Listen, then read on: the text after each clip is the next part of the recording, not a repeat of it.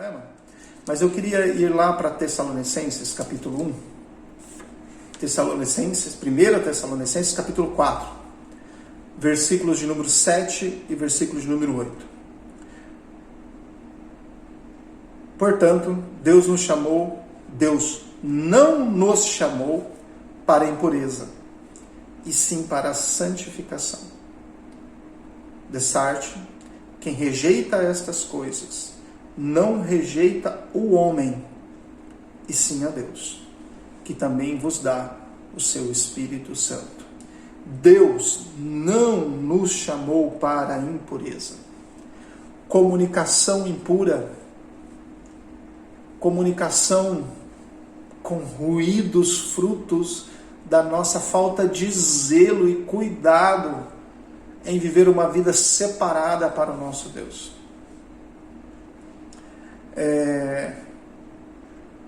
Aqui o apóstolo Paulo está falando de coisas como prostituição, cuidado com o corpo e toda a aplicação que isso tem na vida da santidade, aplicada ao cuidado físico, mental, do coração, do desejo, da cobiça. E eu queria bater nesse ponto aqui agora. Nós precisamos nos santificar, vivermos de formas separadas nesse mundo impuro. Não podemos produzir no nosso coração traições, adultérios, formas pecaminosas, que depois nós comunicamos ao outro de forma distorcida. Como assim, Gustavo, de forma distorcida? Porque geramos essa traição e adultério aqui na mente, no coração, desejando, pecando contra o próximo, pecando contra o nosso cônjuge. E aí evidenciamos com ele uma comunicação que não corresponde ao nosso desejo pecaminoso. E aí o outro nunca vai conseguir corresponder a esse desejo pecaminoso, principalmente se ele está vivendo uma vida santa diante de Deus.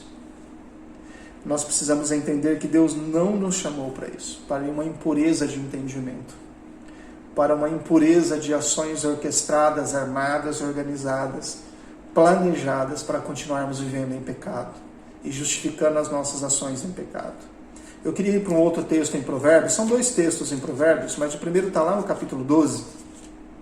Provérbios, capítulo de número 12, versículo de número 5, diz assim, olha que interessante.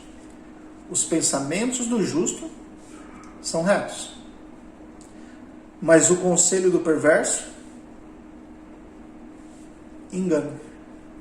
Se o pensamento dos justos são retos, eles são retos porque eles estão colocados em valores e princípios que são maiores do que ele. São princípios e valores eternos. O temor do Senhor ocupa o coração dele. Por isso os princípios que regem o pensamento do justo faz com que os pensamentos dele sejam retos. Deixa eu te fazer uma pergunta. Em relação à comunicação conjugal, os seus pensamentos são retos? Os seus pensamentos são puros? Os seus pensamentos ao comunicar levam em consideração o outro ou somente a si mesmo? Mas os conselhos do perverso, engano, às vezes, e só às vezes, a gente costuma tomar conselho com pessoas que não tem como nos ajudar.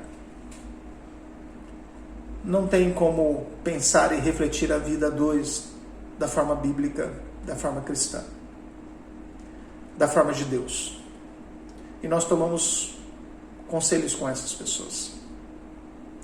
Mas o conselho desses homens afastados de Deus e que claramente vivem uma vida de impiedade, os conselhos deles serão pedra de tropeço para nós. Não trarão luz ao nosso comportamento, não trarão luz ao nosso relacionamento. No capítulo 14, o autor de Provérbios, no versículo 16, ele diz assim: o sábio é cauteloso, o justo tem pensamentos puros, o sábio é cauteloso e desvia-se do mal. Uau, entendi. Então agora a minha comunicação com a minha esposa tem que ser pensamentos puros e desviar-se do mal. Sim, é isso, uma comunicação efetiva, uma comunicação que não seja redundante, não seja prolixa, que seja direta, justa, reta, e uma comunicação que se desvia do mal. Comunicar em cautela. Sabe o que uma expressão cautela quer dizer aqui nesse texto? Quer dizer que aquele que olha racionalmente para aquilo que tem que ser feito e que pensa estrategicamente, não é que ele é frio e calculista, mas que ele leva em consideração perdas e ganhos. Ele leva em consideração momentos em que vai se falar, para se aquilo que vai ser falado é adequado para esse momento. Ele pesa se aquilo que ele vai fazer pode atingir os objetivos que têm que ser atingidos em Cristo Jesus. Mas olha como o texto termina. O texto termina dizendo assim: o insensato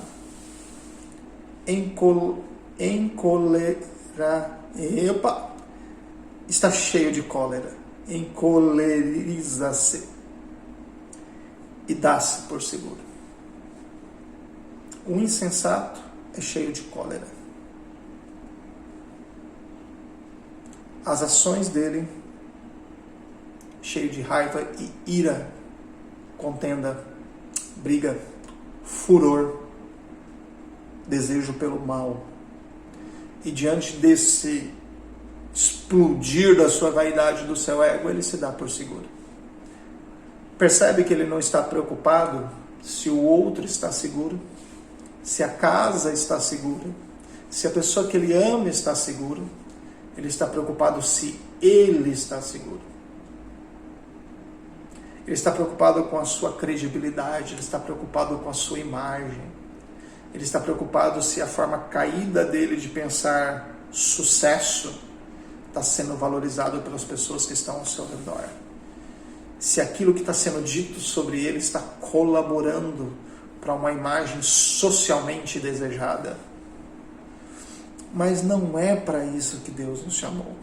Deus nos chamou para nos desviarmos do mal. E desviar-se do mal é não encher-se de cólera, de ira, de raiva, de furor, de explosão destemperada na comunicação. Olha, alguns relacionamentos já não chegam às vias de fato da cólera na expressão da agressão física, porque encontrou-se ali um limite. Mas outros ultrapassam essa linha. Por quê? Porque a Bíblia chama essa pessoa de insensata. O insensato não vê os perigos e o risco. Os insensatos não pensam nos valores e princípios de Deus. Não considera a sabedoria do alto, não considera o temor do Senhor. Então, o que eu preciso fazer em suma para ter um coração voltado para uma comunicação que não seja prolixa, para uma comunicação que não seja muito extensa, que não seja não objetiva, mas para que ela possa ser objetiva, clara e atingir os propósitos? Eu preciso de santificação. Eu preciso pensar nas coisas do alto e nos valores do reino. Sem isso, não dá. Eu preciso pensar sem egoísmo e sem vaidade, porque daí eu não coloco eu no centro, mas Cristo passa a ser o centro. Eu preciso me desviar do mal e eu preciso me encher de sabedoria. Que isso aconteça com você.